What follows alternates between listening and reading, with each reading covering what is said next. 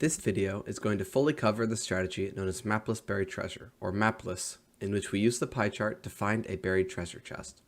This chest contains a lot of great stuff for speedruns, including important materials, good food, and even weapons, or TNT. Buried treasure is by far the most consistent source of all materials in the overworld, so top speedrunners primarily reset to find these chests. Similar to other strategies in the game, we use the pie chart to find the buried treasure, or more specifically, the chunk that the treasure chest is in. The information we get from the pie chart is that there's some sort of block entity in one of the chunks we can currently see on our screen. Block entities include chests, spawners, beds, and more, but during the MAPLESS split, we're looking for the chest spike. Similar to all spikes, the spike we get from the chest can vary a bit depending on a few factors, but the first thing we need to do is identify which chunk is giving us a spike. When you're in the correct chunk, we always know where the buried treasure is, since it always spawns underground at chunk coords 9, 9. Chunk borders are one of the best ways to determine where the buried treasure is. We can turn these on using F3 and G, and it displays lines where multiple chunks intersect. If you suspect there's buried treasure near you, you should immediately turn on chunk borders to start finding the chunk. Since we're loading a ton of chunks at any given time, it can be hard to tell which specific chunk is giving us a spike. A great way to help with this is to reduce how many chunks we have on our screen. The first way we can do this is by lowering our render distance and our entity distance.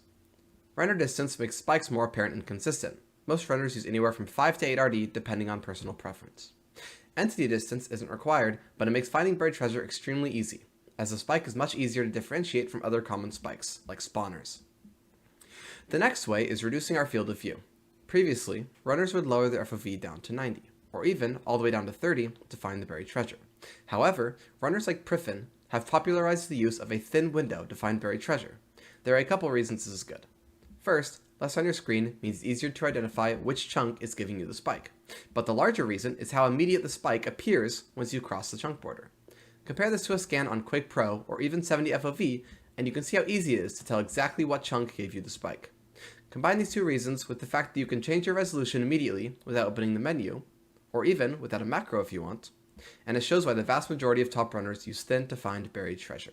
Now that we have the tools to clearly see the spike, we just need to track down exactly what chunk we're looking for, the source of the spike. Once you get a spike, the information that you know is that the chunk is somewhere on your screen. We can use this to our advantage by scanning from both sides of the spike.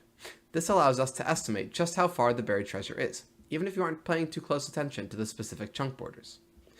In this example, the BT is far, so I have to look very far in both directions to find the spike. In this example, the BT is close, so it's difficult to get the spike off of my screen. Once we think we're in the chunk, we can double check it's correct using a couple of methods. If you're using thin, my preferred method is to look sideways or backwards while inside the chunk and noticing if the spike disappears at any point. The other option is to change your perspective to look at yourself and see if the spike disappears. There is a slight disadvantage of using perspective though. If the BT chunk is actually in a lower subchunk, there's a chance the F5 view won't exactly pick up the chunk below, so I'd recommend using thin as I said before. Once we're in the chunk, all we need to do is find 9, 9 in the chunk. Luckily, we have a line in the F3 menu with the exact chords of the chunk we're in. Once we're at 9, 9, all we need to do is dig down and we find the buried treasure.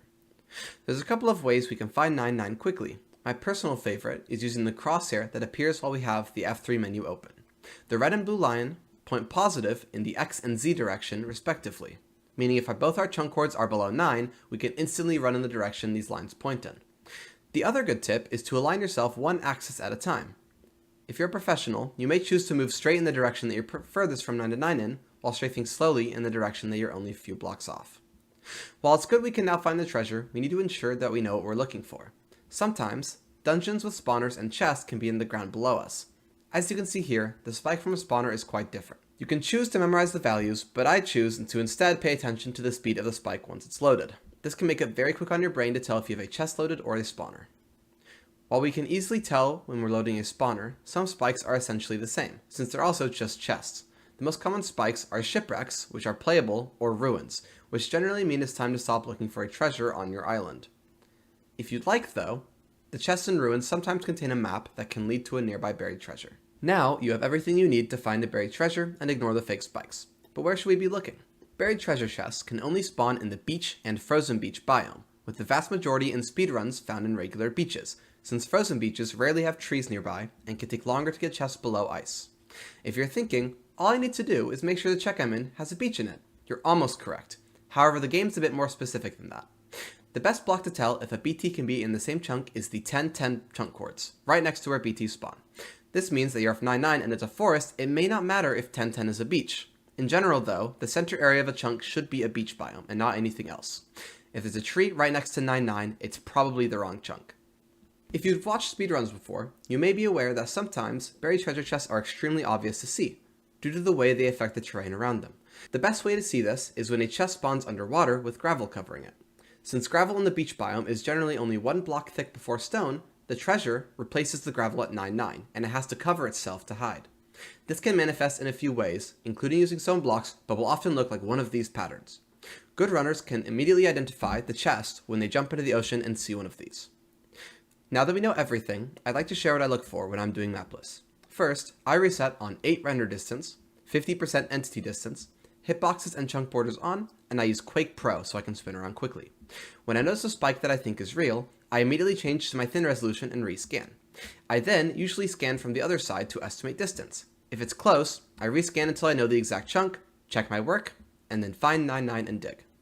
If it's far, I generally focus on getting to the area I just estimated quickly. Since it's sometimes on the other side of the island, it's good to focus on traveling through the trees or around mountains, and to try and hit my head on the leaves above me when I can, to gain a bit of speed. Once I'm close, I'd find the chunk, check my work, then dig at 9-9.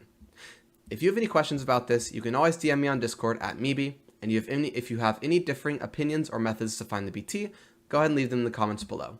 I've also linked some older videos on the topic if you're interested, as well as a tutorial on resizing your window for a thin resolution. Thank you.